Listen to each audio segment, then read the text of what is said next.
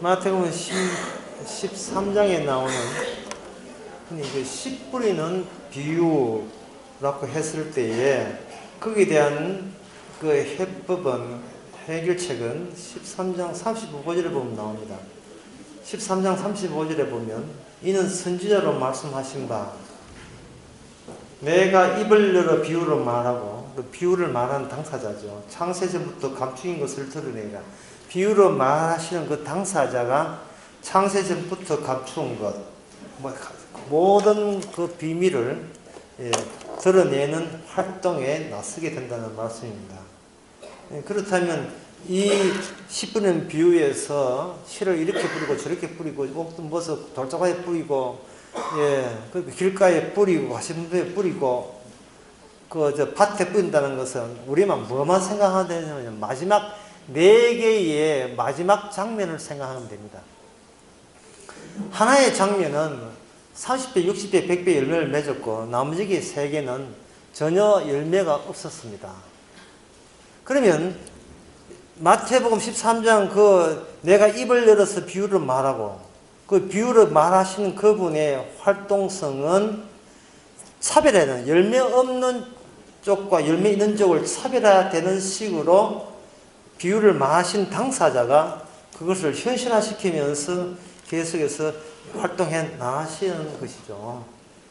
열매 없는 쪽, 열매가 생길 수 없는 그러한 경우들을 계속 유발하게 됩니다. 그 경우 없는 경우 어떤 경우냐 하면은 마귀가 와서 그 말씀을 가져가는 경우와 그다음에 돌밭에 떨어져서 즉시 기쁨을 받으나 잠시 견디다가 환난에 견디지 일어났을 때 넘어지는 자, 그 다음에 가시덤불에 와서 뿌리었다는 것은 세상 염려와 재리와 유혹에 막혀서 결실지 못한 자, 이런 자들이 예수님께서 비밀을 드러내는 협조자들로 등장인물로 삼게 된다는 겁니다. 그러니까 세상 하는 일이 하나 버릴 게 하나도 없어요. 마귀도 다 쓸모짝이 있는 겁니다. 마귀가 다 쓸모에 뭐에 쓸모있느냐, 이 비유를 던지신 예수님께서 그 비유의 마지막 결말을 이루어내신 데 있어서 마귀는 필히 자기의 역할을 꼭 담당을 해줘야 돼요. 열매를 맺지 못하게 되는 자로 하여금 말씀을 뺏어가도록 마귀가 적극적으로 개입을 해줘야 되는 겁니다. 그러면 성도의 입장은 뭐냐 하면 성도의 입장은 확실성 앞에서의 성도의 입장은 수동적이에요. 수동적. 어디 앞에서? 확실성 앞에서. 모든 것이 확실해졌는데 이 끝에 웃는 자가 승자를 하잖아요. 마지막 웃는 자가. 그 마지막 웃는 자가 누구냐 하면 예수님이 마지막 웃어요. 그래 마지막 예수님의 웃음을 위해서 얼마든지 우리가 역할을 할 준비가 되어 있다면 같이 웃을 수 있는 겁니다. 어떻게 되는지 참 주님께서 참 잘하셨습니다. 모든 세상 만사는 주님의 뜻대로 통일되게 그렇게 돌아가는 게 맞군요라고 고백하는 사람 치고 지옥 간 사람 아무도 없습니다. 예수님의 정의를 왜 지옥 보냅니까? 근데 마귀 정의입니까? 예수님이 자기가 이 모든 것을 시작했고 모든 것을 끝장내시는 분으로 증거하는데 그런 자들만 모아서 천국 가는데 그 사람이 구원 안 될 수가 있겠어요? 우리는 여기 나오는 그 돌짝밭에 이런 그 경우를 보고 그냥 우리는 남은 것은 즐기만 하면 되는 겁니다. 어디서? 세상에 이 가야산 밑에 내려가서 즐기는 거예요. 세상에 죄에 염려가지고 고민하는 사람, 말씀 들으면 크고 외면하는 사람, 처음에 교회 나가다가 어려워 해가지고 나는 종교를 잘못 선택해가지고 집안에 우환이 있다 하는 사람, 세상에 딱이야 딱. 어쩌면 저렇게 마태복음 13장의 현실화가 어떻게 눈앞에 주위에 목격하게 해주셔서 감사합니다. 물론 우리 착각일 수는 있겠지만 그걸 보고 매사에 깊숙하게 세세한 곳에 손길을 닿게 하시는 주님의 섬세한 손길 앞에 우리는 놀랄 수밖에 없습니다. 비유 끝났네. 걱정할 거 없네요. 걱정할 게 없잖아요. 전부 다 하나의 역할이니까. 그렇게 해서 여기 16절을 다시 보게 되면, 그렇게 해놓고, 그러나 너희 눈은 봄으로, 너희 귀는 들음으로 복이 있도다. 내가 진실로 너희에게 이르노니 많은 선지자와 의인들이 너희 보는 것들을 보고자 하여도 보지 못하였고, 너희가 듣는 것을 듣고자 하여도 듣지 못하느냐. 이것을 절대로 수동적으로 이 결과물을 받아들여야지, 능동적으로 이걸 차지하려고 용서면 안 된다는 겁니다. 예, 그렇게 되게 되면 그 열매는 기껏해야 자기 열매밖에 안 돼. 주님의 열매가 안 돼요. 이 농부의 모든 열매는 주님의 열매입니다. 그 이유가 뭐냐 하면, 여기에 길가에 떨어진 씨가, 그리고 이게 돌짝밭에 있던 씨, 가시덤불의 씨가 능동적으로 그 자기의 주어진 상황을 피할 수가 있습니까? 예. 예를 들어서 내가 길가에 떨어졌다. 그런데 여기서 휘웅 하고 독소리가 날아와가지고 방금 떨어진 씨앗이 어딨지? 라고 하는데 탁 날아오니까 이쪽으로 확 피어서 살았다. 또 내 나무에 서가지고 내가 마귀한테 잡힐까 보냐. 이렇게 능동적으로 피할 수 있는 방도가 있습니까? 없어요. 그냥 표준말로 대대끼니까 들이닥치니까 그럴 수밖에 없는 겁니다. 여러분들이 주어진 상황에서 그냥 즐기세요. 주께서 비유로 던진 분이 알아서 홀로 완성한다는 사실을 느긋한 마음으로 즐기시기 바랍니다. 그 다음 비유도 마찬가지예요. 가라지를 있으니 가라지를 심어놨는데 그걸 어떻게 합니까? 이걸 뽑을까요? 할 때 여기 뽑을까? 29절에 봅니다. 주인이 가로되 가만두어라. 가라지 뽑다가 곡식같이 뽑힐까 염려하노라. 둘 다 추수 때까지 함께 자라게 두어라. 이 마지막 때까지 열차는 이 미래에서 온 이 열차로 인하여 과거에 있던 모든 것은 결국은 다 하나님께서 알아서 처벌하게 되어 있습니다. 그러니까 이것도 느긋하게 이걸 봐줘야 돼요. 그런데 제가 이 바닥에 들어오고 난 뒤에, 이 바닥에, 목회 바닥에 들어오고 난 뒤에 이 본문을 교회 내에다가 이걸 적용해 버리면 정말 이거는 진짜 그저 새누리당 하고 정말 이게 싸움판, 당파 싸움이 일어납니다. 노론소론 날랍니다. 네가 가라지야. 어디서 가라지가 가라지 보고 왜 이렇게 해가지고 이거 난리 나요. 우리는 알곡이야. 알곡 같은 소리. 일부 예배는 한쪽은 일찍 해가지고 입구에 잡아놓고 한쪽은 정찰들 와가지고 하고 한쪽은 본당 내놔라고 데모하고 본당에 가가지고 몬드르게 차고 예. 그게 전부 다 뭐냐면 수동적이 아니고 뭡니까? 능동적으로 사수하고 파수하겠다고 설치는 거. 그게 바로 가라지입니다. 아주 그 역할을 잘하고 있어, 그들은. 그 앞에 또 가가지고, 그런 교회 나오거든. 분장한 교회 가가지고, 주께서 참 일 참 잘하고 계십니다. 하고 다시 한번 감사의 참미를 올리시기 바랍니다. 그 다음에 31절에 보게 되면, 여기 또 그 과거의 시간과 미래의 시간이 투입하게 됩니다. 근데 여기에 보면, 여기에 그 겨자씨 하나 있는데, 이 겨자씨가 아무리 커도 나무가 안 돼요. 어쨌든 겨자씨 말한 씨앗이 있는데 모든 씨보다 작은 것이어도 돼. 예, 식물학적으로 겨자씨가 제일 작은 씨는 아닙니다. 좀 작은 편에 속해요. 근데 주님은 그것 좀 따지지 말라는 거예요. 자란 후에는 나물보다 커서 나무가 되며 공중의 모든 새가 와서 깃드니라. 이런 비유를 하시는 분이 비유를 말하되 창세부터 감추은 것을 드러내기 위해서 이 비유를 말하시는 겁니다. 그러니까 이건 별로 이런 게 해석할 게 없어요. 우리가 개입할 이유가 없으니까.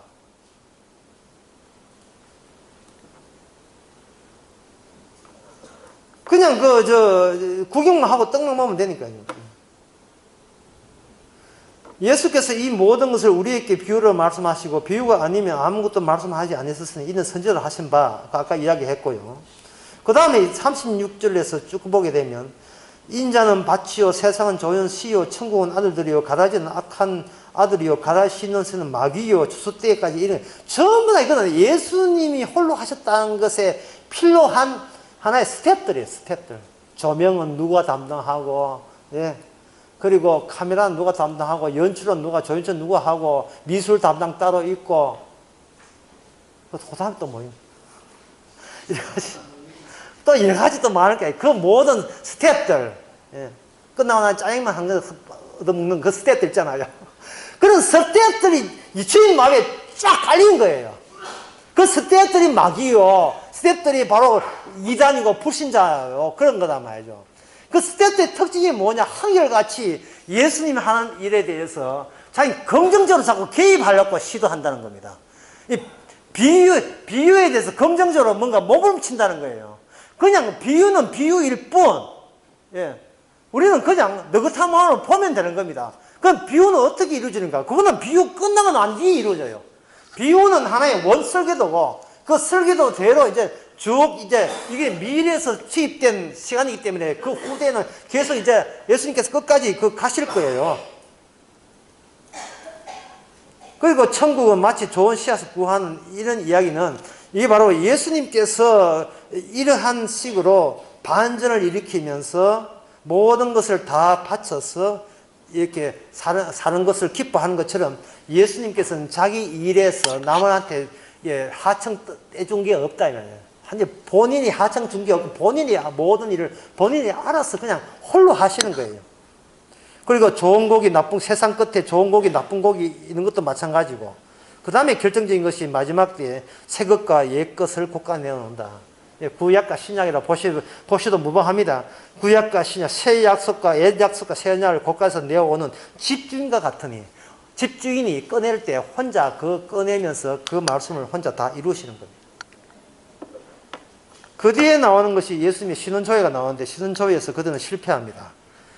그들은 선지자가 자기 고향에서 환영받지 못한다.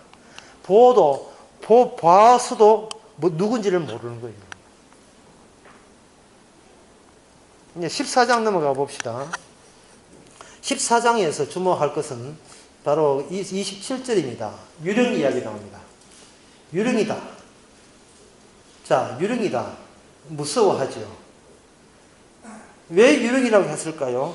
그들이 생각하는 인간이라면, 적어도 인간이라면 이 물리를 그릴 수 없다는 것이 이미 기존에 딱 깔려 있는데 물리를 그렸고 세트처럼 거기에 또 한 짝이 이루어서 베드로가 또 물리를 그려서 예수님께 갔습니다.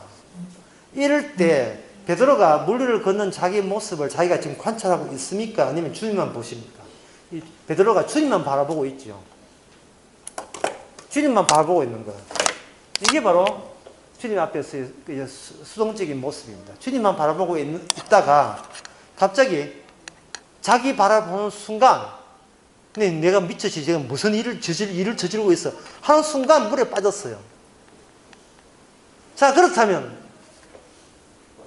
이 베드로가 물을 걸어오면서 그가 경험했던 것은 뭐냐 하면은 출애굽기 24장을 한번 보겠습니다. 갑자기 출애굽기 한번 봐야 돼요. 24장.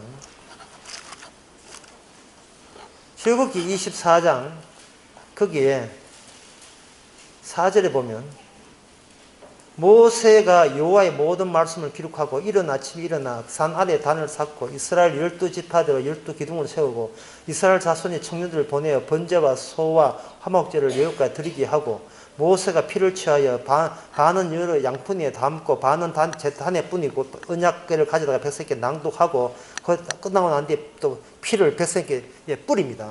순서가 이래요.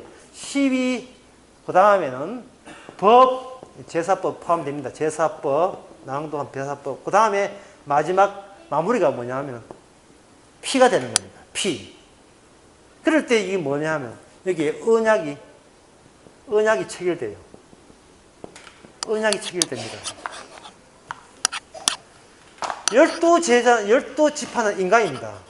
그 다음에 인간이고, 그 다음부터 인간 말고 주어지는 것은 어느 쪽에서 오느냐 하면, 이 피하고 법은 하나님께서 이렇게 주어져서 이루는 것은 언약을 이루는 겁니다. 그렇다면 그렇게 주어지게 되면 인간들은 뭐가 바뀌냐? 신분이 바뀌어요. 하나님의 거룩한 백성으로 신분이 바뀌거든요. 이 말은 예수님 쪽에서 다가올 때 여기 법은 제사법입니다. 제사법이라 하는 것은 전에 이야기했지만 안은 밖으로 나가고 밖에 있는 것은 안으로 들어온다고 했습니다. 안에 있는 것은 의이고 흠없는 제물이니까 흠없는 의가 밖에 나가서 죄인으로 취급받아서 죽게 되고 밖에 있는 죄인은 그로 인하여 안에 들어서 원래 안에 있던 의의 인간이 되어 의의 사람이 되어서 구원을 받게 되는 것이 언약 안에서 일어나는 기제 메커니즘이다. 그렇게 이야기할 수 있어요. 이런 과정에서 베드로가 예수님을 보고 반가워서 뛰어내릴 때 베드로마저 이렇게 하나의 세트가 돼요. 이 베드로마저 12지파의 이스라엘의 원형을 베드로가 잠시 보여주게 되는 겁니다. 법이란 피라는 것은 이렇게 바꾸치기 할 뭐가 있어야 되냐 하면은 이 죄인이 필요하고 그 죄인의 자리에 12지파가 이렇게 개입이 되게 되는 거예요. 그렇게 될 때 예수님께서 쪽에 준비한 것은 피와 법과 피가 준비했습니다. 법이라 하는 율법이고 피라 하는 것은 십자가 피죠. 이것을 결합할 때 이미 출애굽기 4장에 나오는 공식이 되는 거예요. 아이고 이렇게 해야겠다. 예. 포정료. 예, 죄송합니다. 이것 때문에 오셨구나. 까먹었어. 됐습니다.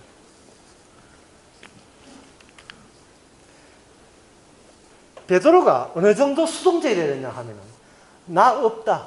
예.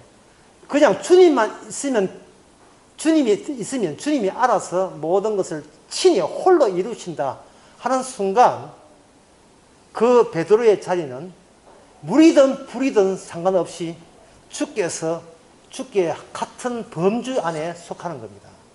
그런데 베드로가 물에 가다가 자기를 보는 순간 빠져버렸어요. 이거 뭐냐? 자기 고유의 단독적인 자기 고유의 생활 공간을 따로 설정해버리고 만 겁니다. 그럴 때 이것은 뭐냐 하면 갑자기 수동적에서 능동적으로 바뀌게 돼요. 제가 뭘 해야 됩니까? 이래 돼버려요. 그런데 그것을 보고 있던 사람들은 뭐냐 하면 유령이라 했습니다. 이 말은 전진하는 경계라는 강의에서 얘기했지만 점점 더 이제 제자들과 예수님과 결별의 순간이 찾아오고 있습니다. 점점 더. 점점 더 이제 갈라져요. 그게 이제 14장부터 나옵니다. 제가 이렇게 이야기하면서 걱정되는 것은, 그러면 우리가 예수님을 바라보면 무리를 걸을 수 있습니까? 이렇게 자꾸 이렇게 마음이 들끓 것인데요. 어떻게 자기 물을 걷고 싶다는 자기에 대한 호기심으로 어떻게 예수님을 자꾸 이용합니까? 우리는 물리를 걷기는커녕요. 저 폐허가 된 옛날 초등학교 건물에 혼자면서도 휘시다가 불불 떠는데, 예? 여고 계단에 팡팡팡팡 복도에 막 도망치는데,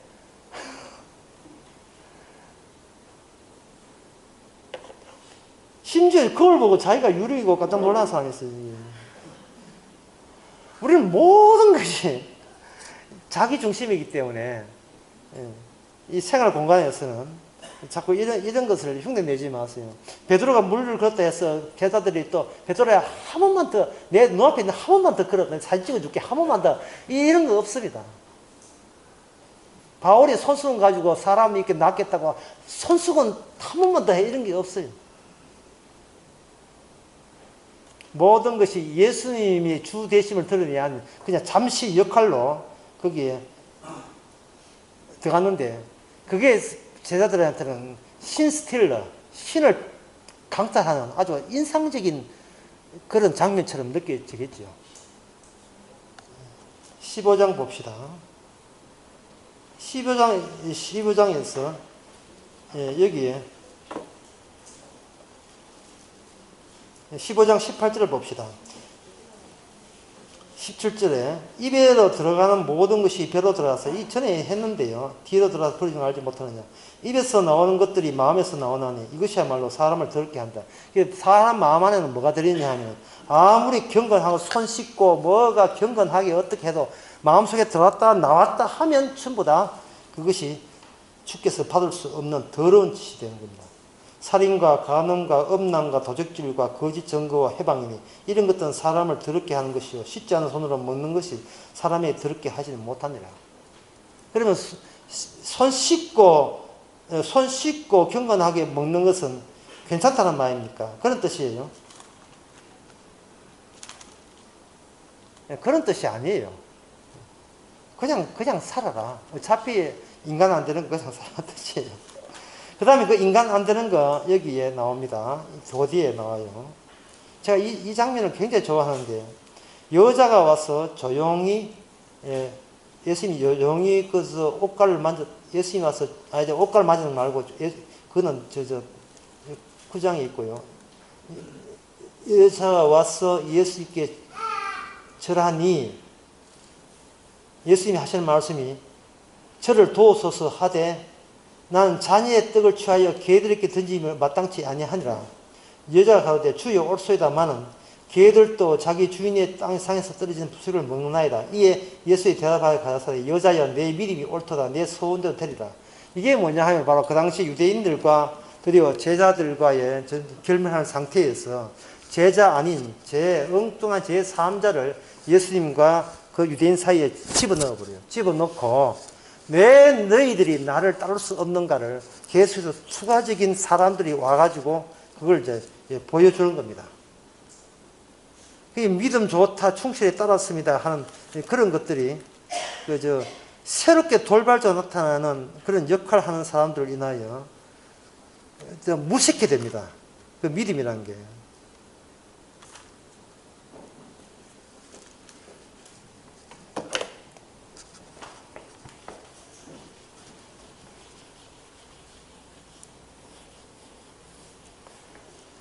여기서 14장 36절을 한번 보겠습니다. 다만 예수의 옷가라도 손을 대게 하시기를 간구하니 손을 대는 자는 다 남을 얻으리라. 손을 대는 자는 다 남을 얻으리라. 이게 어떻게 해서 이러한 결과가 낳게 됐을까요? 접촉하니까 다 낫게 된다. 이 수레국 때에 재물이 있었는데 재물을 접촉하는 자는 반대로 다 더러워진다 했어요. 접촉하는 자는 죽은 시체라든지 부정한 음식을 접촉하게 되면 그 접촉이라는 말은 전염 또는 오염된다는 이야기입니다. 그런데 예수님을 접촉하니까 그들이 나음을 입었다. 그러면 예수님이 접촉한다는 말은 이게 뭐냐면 예수님 자체를 뭐로 보냐면 하나의 공백 또는 구멍 이렇게 보는 거예요. 이쪽 세계에서 저쪽 세계로 통하는 유일한 구멍으로 생각하는 겁니다. 바람이 술술 들어오겠죠. 텅 비어 있는 거예요. 텅 비어 있는 곳을 접촉한다는 말은 기존에 있는 세계의 모든 세계를 순간적으로 뭘 하냐면 이걸 부정하는 거예요. 부정한다는 말은 이것을 신뢰하지 않는다는 말입니다. 온갖 것 다 해봤는데 이거는 내가 속해 할 수 있는 것은 없더라. 그래서 이 바람, 다른 세계에서 불어오는 이 통로 안에 불어오는 바람에 내가 자기를 맡기게 되면 이 새로운 다른 차원의 세계의 바람을 인하여 우리가 낳는다. 그러한 마음을 가지고 예수님의 손을 만진 거예요. 그러니 예수님이 그렇게 만진다는 말은 행한다는 뜻이 아니고 제가 이렇게 설명한 이유는 만질 때 딱 만져야 되고 두 손가 안 붙어 이런 게 아니고 그 마음 자체가 이 땅과 저 땅을 유일한 통로다. 그런 마음가짐으로 다가서게 되면 거기서 불어보는 에어컨 바람보다 더 좋은 바람이 불어서 여기서 새로운 예상치 않은 새로운 변화가 여기서 일어나는 겁니다. 그래서 예수님께서는 온색에 딱 그 막을 형성하는 그 막 같은 역할을 하는 거예요. 예수님께서. 그러면 그런 역할을 지금도 우리가 했으면 좋겠지 않겠느냐 하지만, 여러분, 병 난다고 구원되는 건 아니잖아요. 문제는 죄 용서이기 때문에, 죄 용서 되려면, 그럼 죄 용서 받으면 죄 용서, 이래 오는 게 아니고, 바로 아까도 이야기하면 대리 변호를 해주는 거예요. 십자가에서 지신 분이, 죄는 죄가 없어. 왜? 내가 대신 그 모든 율법을 다 지키는 죄가 없어. 내가 의로운 자가 변호하면 그는 죄가 없는 거예요. 너무 간단해서 이상해요. 너무 간단해서. 근데 너무 간단하다는 말은 우리 쪽에서 이렇게 나대거나 설치지 할 필요가 없다는 그 점에서 우리는 본의 아니게 그야말로 수고와 무거운 짐, 내가 할 수 있는 모든 것을 스스로 부정해버리는 그런 효과를 우리에게 낳게 됩니다. 제가 할 수 있는 건 아무것도 없습니다 하는 순간 수고한 무거운 짐이 다 날아가는 거예요. 우리 인생, 우리 그래 한번 살아봅시다. 내 쪽에서 할 것 없습니다 라는 것은 저쪽에 에어컨 바람 구멍 같은 주님 앞에서 서서 제가 이렇게 했으면 저렇게 했으면 하지 마시고 아무것도 한 것도 없이 염치 불구하고 나왔습니다 하는 그 순간, 그게 바로 대리 변호의 효과를 우리가 만끽하고 있는 순간이에요. 어차피 생활 공간에서는 우리가 무슨 짓을 모르니까. 그 다음에 마태복음 16장 보겠습니다. 마태복음 16장에서 여기서 그 16절요. 베드로가 대답하되 너희들은 나를 누구 하느냐. 이제 드디어 결별순에 빠집니다. 여러분 아시다시피 베드로께 뭐라 하냐면 이 사탄아 물러가라. 너는 나를 넘어지게 한 자로다. 그 다음에 하는 말이 너가 하나님의 일을 생각지 아니하고 도리어 사람의 일을 생각하는도다 라고 해서 하나님의 일과 대비되는 것이 사람의 일로 대비를 시켰습니다. 성령 받고 난 뒤에는 사도 바울의 일이 모든 게 주님의 일이 돼요. 그러나 성령 받기 전에는 하나님의 일은 예수님만 되고 그 외에 모든 사람의 일은 사람의 일이 되는 겁니다. 근데 사람의 일을 가지고 뭐라고 하냐면 사탄아 네가 물러가라. 너는 나를 넘어지게 한다 해서. 자, 여기서 우리가 알 수 있는 건 딱 한 건 알면 돼요. 사탄은 어디에 등장하느냐? 사탄은 항상 이 세상을 지배하고 있지만 어쩔 때 사탄이 자기 정체를 유감없이 드러내는가? 그런 바로 십자가의 복음을 언급하게 되면 사탄은 거기서 등장하고 육은 발작을 일으키는 겁니다. 어떻게? 그거는 이상한 일이다. 어떻게 십자가로서 한꺼번에 모든 일이 해결되느냐 하고 진지한 얼굴로, 걱정스러운 얼굴로, 오히려 대래 우리를 걱정하고 염려하고 많이 생각해주는 태도를 가지고 그럴 수 없느니라 할 때 사탄이 나와요. 그것은 본도후서 4장 4절에 나온 말씀입니다. 하나님 이 세상의 신이 오직 유일하게 신경 쓰는 것은 한 군데밖에 없습니다. 복음의 광채를 비추지 못하게 하도록. 이 복음의 광채를 비추지 못하는 방법은 뭐냐? 관심사를 딴 데 두는 거예요. 그 관심사를 딴 데 두는 때 그 딴 데 두는 그 내용이 뭐냐 하면은 너는 이만큼 의미 있고 가치 있어. 네가 이걸 할 수 있어. 할 수 있단 말이야. 주저하지 말고 해봐. 그러면 너는 되게 돼 있어. 자꾸 우리 자신에 대해서 긍정적 사고방식을 심어주는 거예요. 그래서 아무것도 하지 않더라도 주의가 된다는 그것을 자꾸 강제로 얼굴 돌리게 만드는 겁니다. 누가? 세상 신이. 왜? 세상은 원래 그런 것들의 소통이 되는 그 현장이 세상이기 때문에요. 예수님 그 공생할 때 제일 먼저 마중 나온 자가 누구였습니까? 놀랍게도 악마가 마중 나왔어요.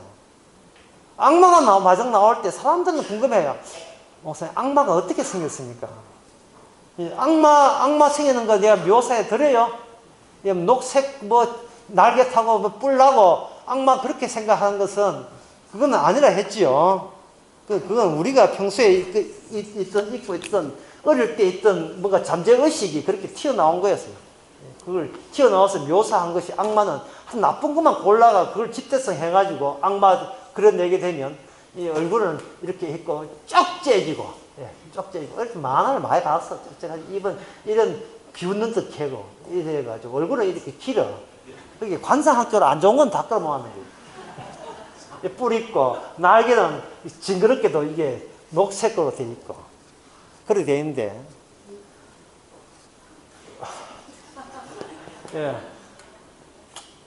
브람 스토커라는 사람이 지은 그 소설이 있어요. 드라큘라라는 그 소설이 있어요. 이 드라큘라라는 소설에 보게 되면 모양새는 어떤 모양새는 점자는 백작입니다. 그럼 밤만 되면 발작을 일으켜요. 발작을 일으키는 이유가 나와 있습니다. 뭐냐면 400년 동안의 한 맺힘이 혈관에 흐르기 때문에. 야, 이거 벌써 호러죠. 호러. 무섭죠. 또 지금 춥지 않습니까, 여러분? 예? 이래가지고 꿈속에 또 드라큘라 나오겠어요. 얼마나 한이 맺혔습니까? 400년 동안. 희생도 하고, 억울한 일도 하고, 그걸 백작이 온몸으로 받아내는 거예요. 해가지고, 그게 참을 수 없어서, 일단 더니가 나와요. 더니 해야 이거 한번 찝을 때, 잘 안 빠지니까. 더니 해가지고, 이 목털니 같은데, 이게 하잖아요. 근데 그 후출하는 방법은 뭐냐? 양파, 마늘가 오를 때는 골라. 마늘하고 십자가.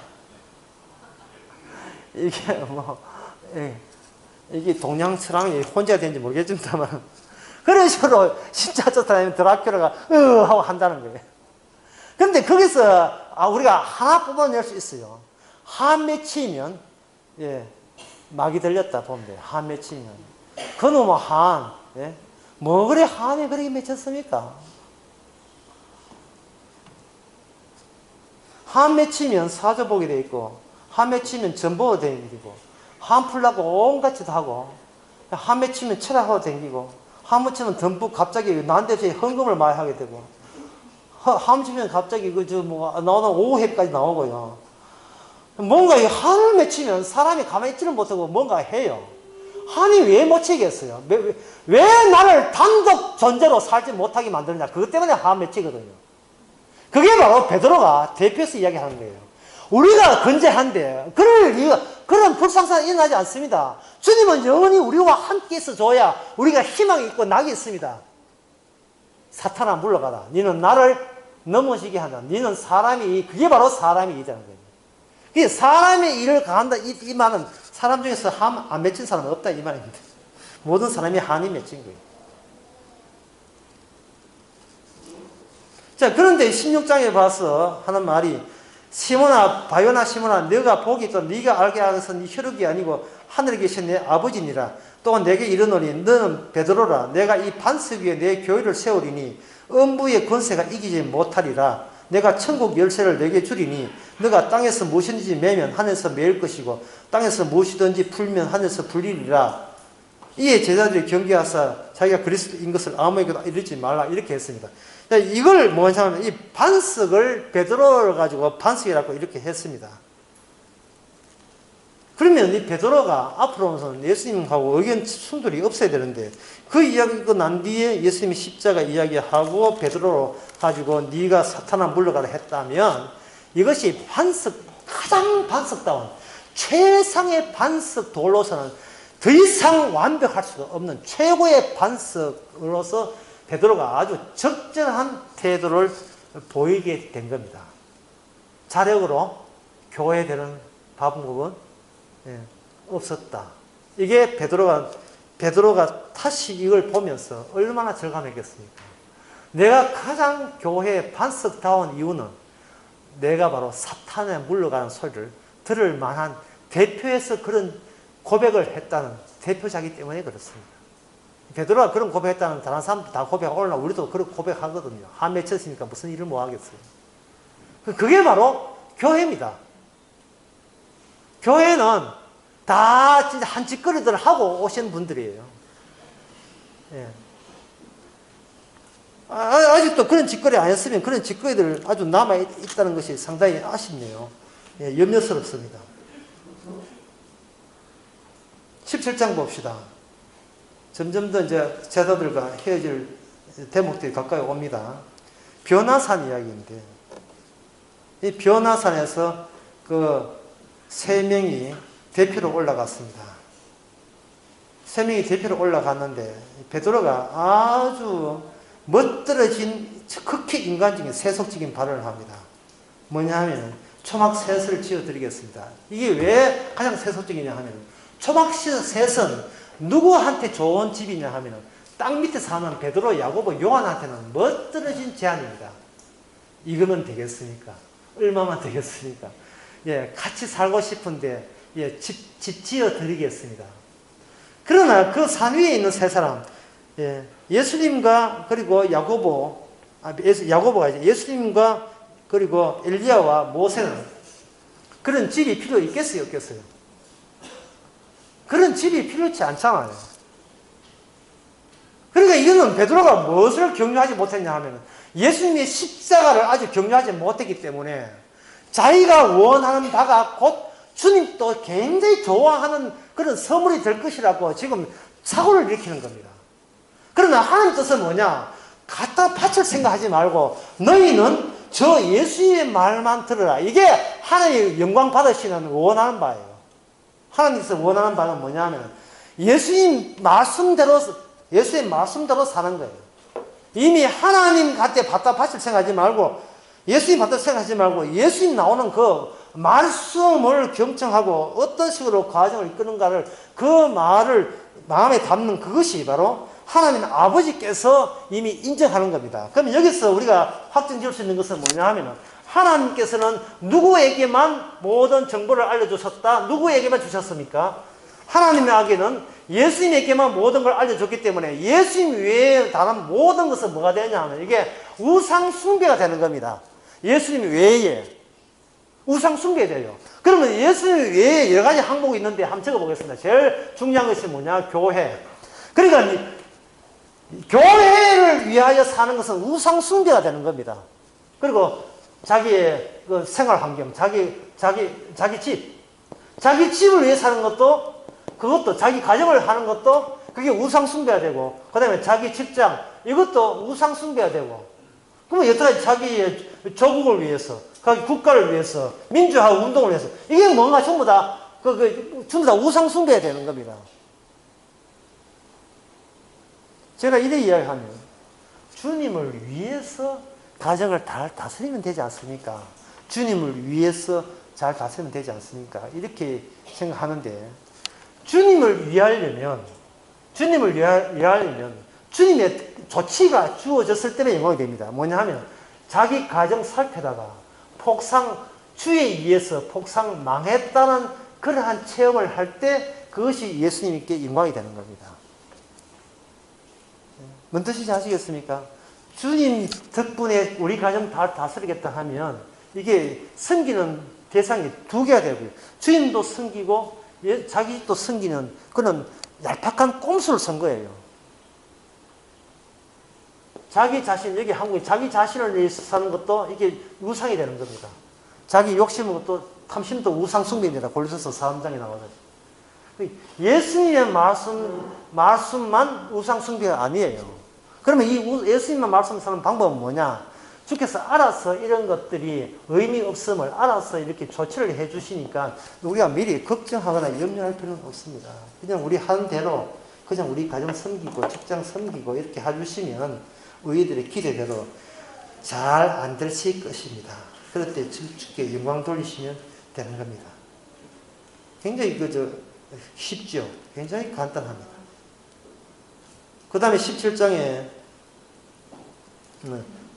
17장에 보게 되면 17장 20절에 보게 되면 가르사대 너희 믿음이 적은 영혼이라 진실로 너희에게 이르노니 그러니까 우리가 섬기던 것에 실망을 일으키는 일이 벌어지거든 주께서 복음을 주시기 위해서 이렇게 참견하고 있는 중이라 해서 굉장히 감사하시기 바랍니다. 우리 가정이나 모든 내 기대하는 것이 내 뜻대로 안 될 때 그것은 주께서 그런 것을 자꾸 그런 것에다가 뭔가 마음 두면 안 된다고 주께서 신호를 보내는 거예요. 그 다음에 17장 20절에 보면 여기에 믿음이 10장 20절에 보면 가라사대 너희 믿음이 적은 영혼이라 진실로 너희 이르노니 너희가 만일 믿음이 한 겨자씨만큼만 있으면 이 산을 명하여 여기서 저기로 옮기라 하여도 옮길 것이요 또 너희가 못할 것이 없느니라. 그러면 교회에서 기도회 할 때 딴 거 가지고 기도의 제목은 딴 거 할 필요 없어요.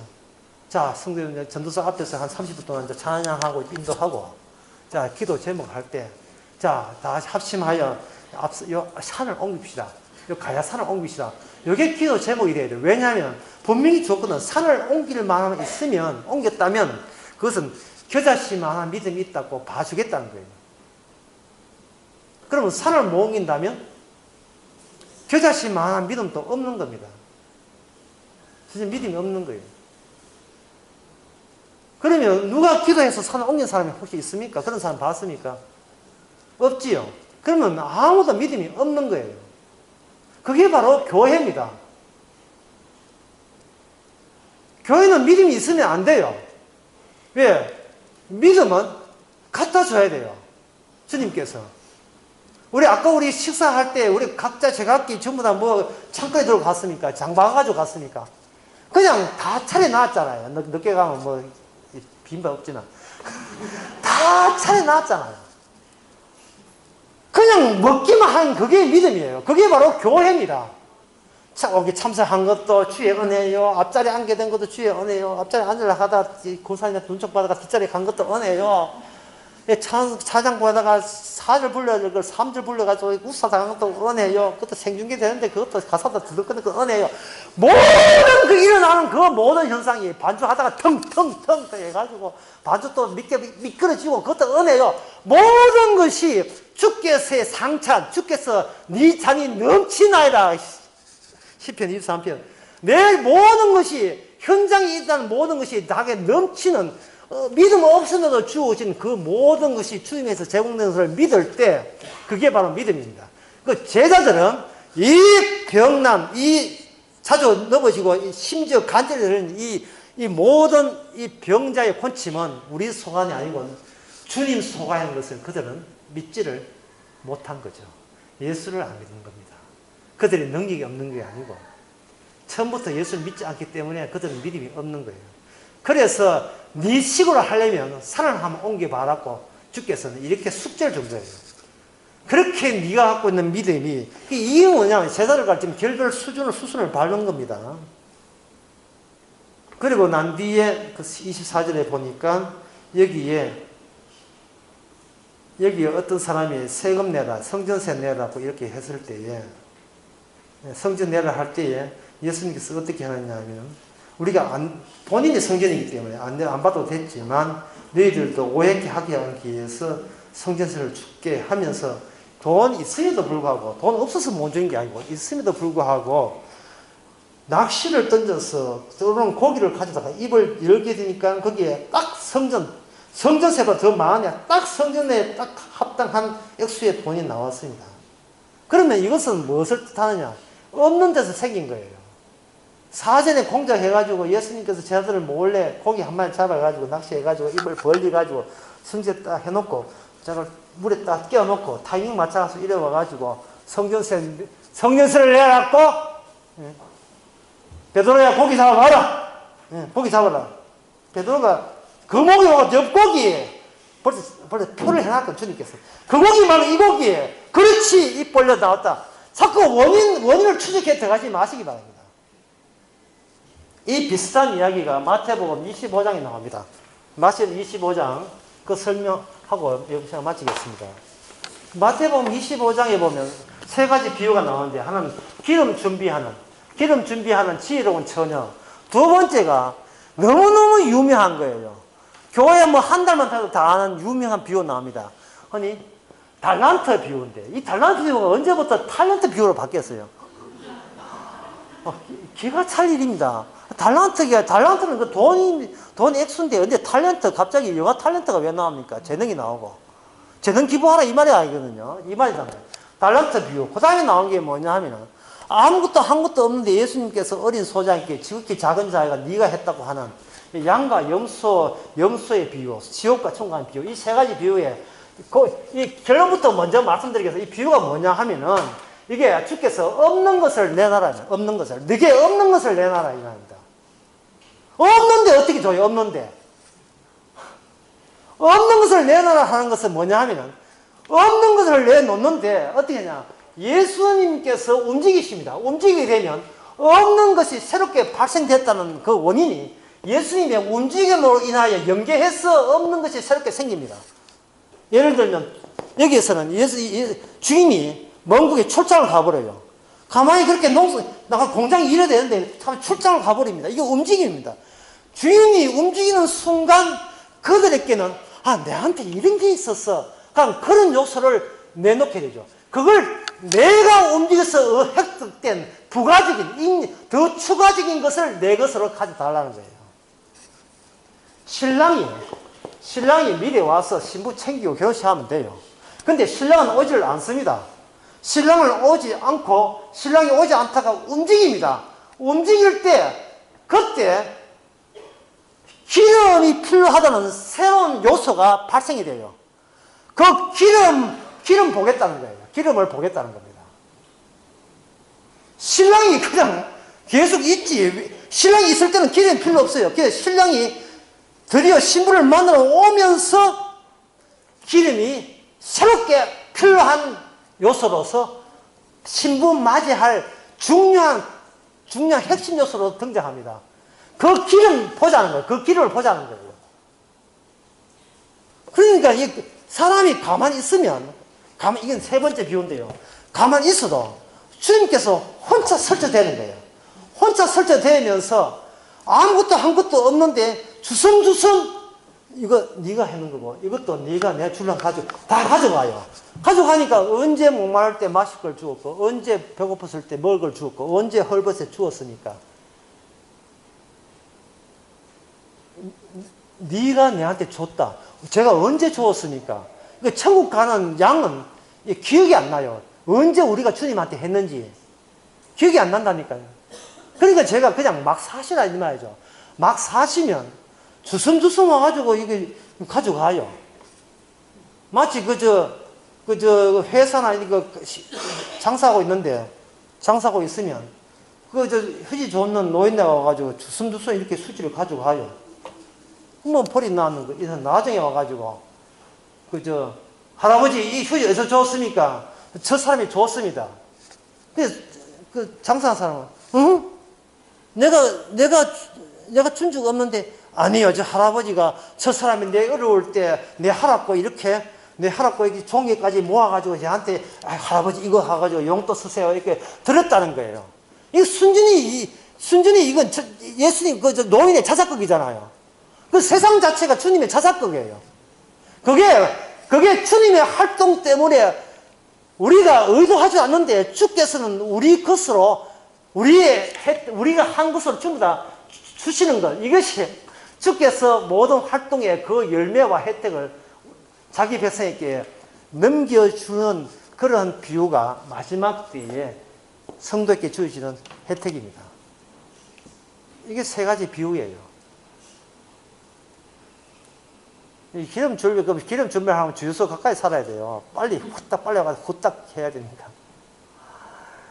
기름 준비하는 이것은 기름은 성령이다. 성령 준비해야 된다. 그런 식으로 제발 그 해석은 그만하시기 바랍니다.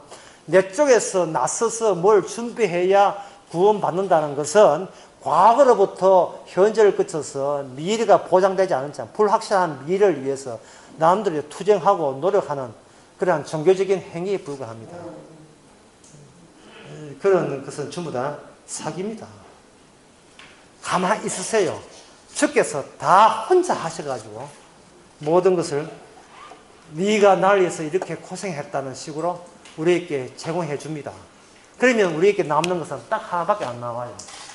참 그 어리석고 미련하게 보이는 그 구원의 능력을 믿는 것에 대해서 우리는 그동안 참 인내했다는 평가를 받게 될 것입니다. 마치겠습니다.